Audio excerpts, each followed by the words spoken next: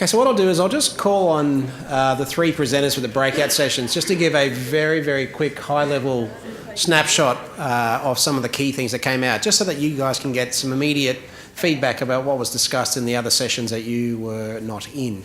So I might start off by calling on Kev Kell, who ran our session on the Clean Energy Hub. I was here and it was a really good, robust discussion. So Kev, do you want to maybe just give us a quick overview of what happened in session one? Cool, thanks mate, and thanks to all those who participated in session one, some really great insights. The first one I'll go to, and I'll credit to Rosemary, is the CEH looked to address two parts of the trilemma, that is security and reliability and a sustainable future. Don't forget number 3, it's all about the customers. So make sure that we do the customer impacts short, sharp and early, which was really great. That then leads to questions about losses and new regions, which we'll certainly include. The question came up about who pays for strategic infrastructure development in North Queensland, the Clean Energy Hub, and certainly that's one that we're including in the feasibility study, was regulated or non-regulated, and therefore the impact on customers. And the other one I'll probably say is it's got a broader reach in terms of potential regional development than we probably considered, in terms of what about water, rail, mining, other infrastructure, and who should we be engaging with. This is a strategic investment potentially in regional development more broadly than just the renewables sector. So that's probably the key feedback from us. Thank you.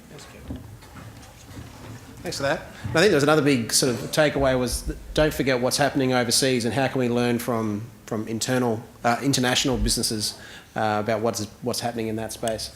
I'll now call on Stuart Bell to maybe give us an overview of the session 2 breakout.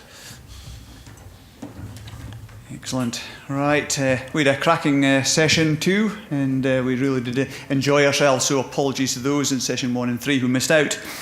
So some questions we looked at was what system security initiatives will deliver best value for customers?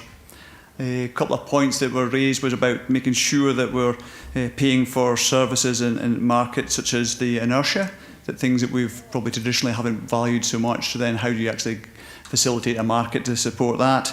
And also take a strategic view across an M for renewable generation diversity. So we had a bit of discussion about this value of having that diversity in generation. May not always be within the state, but be across the NEM. The second area we looked at was what most effective way of putting downward pressure on electricity prices. So that's obviously something that's very close to our heart. So feedback was to continue to control our own costs, so we can certainly control them. So we should make sure we focus on that aspect.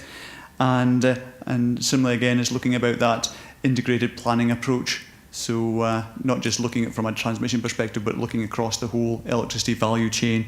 And somebody was quoting Bob the Builder of reduce, reuse and recycle. So, and the last one was about better customer engagement ideas. So who should we be engaging more, and was there a better way of doing it? So some feedback that really caught my eye was saying, well, hang on, what engagement are you doing with retailers and aggregators at the moment? And I was just reflecting on that and saying, well, maybe there's an opportunity in that space. And a similar theme I heard from session 1 as well is about that international focus. So what's actually happening outside of Australia, and is there anything we can learn from there? Thanks, Stuart.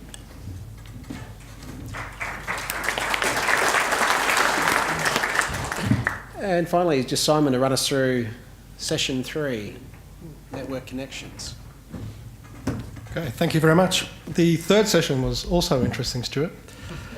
We asked several questions, and I'm not going to try and go into the question answers that came up, but I'll just give you some insights that came up across the issue of introducing a new rule and the functional definition, specification type dilemma and transparency. And the insights that came through were very clear.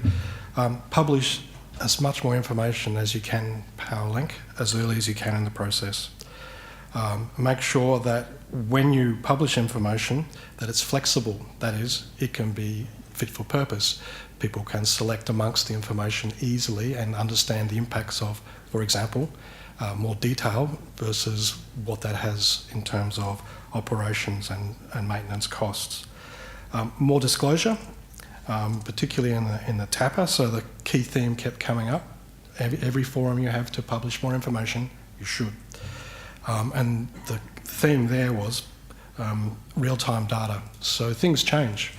The market is dynamic, as many generation developers will tell you, and as one generation project closes, the headroom in that part of the network disappears, so real-time data. The other theme that came through was preparing more fit-for-purpose documents and having them available much earlier in the connection process. And lastly, the theme, and it's probably not as international as the other two groups, but alignment, because we have a national set of rules, but apparently there are variations between TNSPs and DNSPs and across the NEM generally. And the theme was, let's have alignment across the whole NEM so that we have one set of rules which are implemented equally. Thank you. Thanks, Simon. Just a last minute housekeeping from me. Hopefully everyone's got a feedback form that's just been handed out. Obviously you've given us your verbal feedback just tremendously over the last hour or so, but we would still like to get your written thoughts and views about how today went, what you did like about it, how we can improve it. We're always looking to improve these things and deliver value for you guys, the attendees. We realise it's a big chunk of your time, so we want to make sure we make it worthwhile. I also just will repeat that there was a lost phone, which I think is handed down that corner. It's just a black case iPhone that's got quad lock on the back. So maybe just come and see me afterwards and grab your iPhone. Don't want anyone leaving behind anything. I also want to say thanks again to Tesla for that great car. Hopefully everyone had the chance to go out and just see that magnificent technology, a fantastic vehicle. And just the last thing that I want to do is just hand over to our Chief Executive, Merryn York, to do a vote of thanks and to wrap up today's events. Thank you.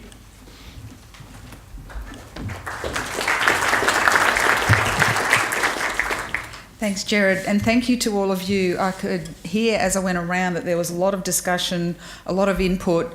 That is the purpose of this session, that we are pleased to run once a year as a big forum like this. We run a number of other things throughout the year to get input on more specific topics or more regionally based input, like the one we ran in Townsville in April, I think that was, about the Townsville area. So I really want to thank all of the people who've attended today and given up their time to provide that input for us. We've got a lot of material collected, which we'll be using over the next little while to inform our decision making going forward. I'd like to thank Paul Simshauser, who came this morning, our Powerlink directors, my executive team, most of whom are here. Again, to Tesla for the car outside. I love the feel of that leather, but white, not sure. I'd also like to thank our Powerlink team who've organised the events today and our speakers. So, as you can imagine, these kind of things with multiple breakout sessions, they don't happen just by accident. There's a lot of planning and hard work that goes into it. So to Anne Lee, Peter, Rachel, Nicole and Miranda in particular, thank you very much.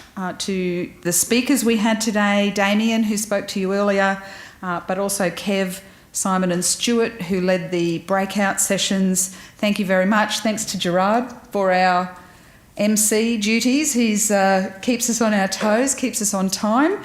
And on that note, I will just finish and invite you all to lunch outside in the foyer. And again, just thank you. And please engage, take that opportunity to engage with myself or any of the Powerlink team that are here on any other matters that you'd like to touch base with us on. And yeah, thank you and travel safe home.